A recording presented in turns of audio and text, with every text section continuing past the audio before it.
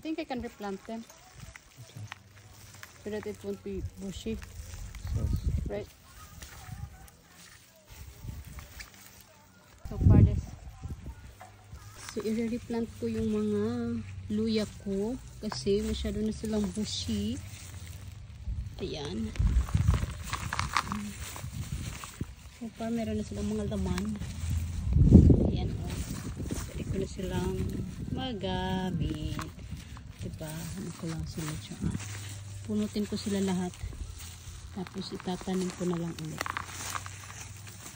Masyado na kasi lang madami. Masyado ng bushy. Hindi na kasya sa balde. Okay. Mahapis na. Yeah. Tapos ito pala yung mga kamote guys. Mga kamote ko guys. Na na-harvest. Kasi i-replant ko din yan. Mga yan. Kuha ko.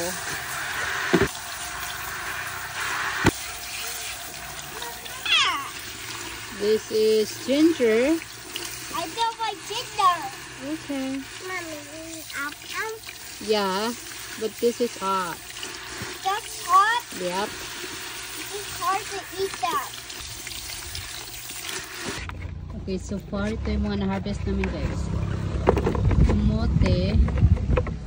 Tapos marami akong luya din. Dami kong luya.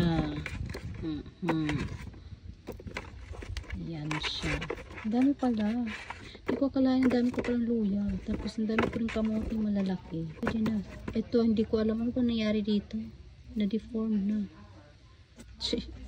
Pero okay pa naman. Siguro.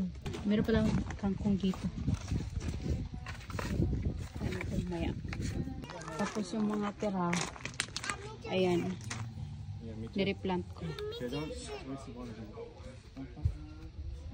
Yung kangkong. Luya ulit.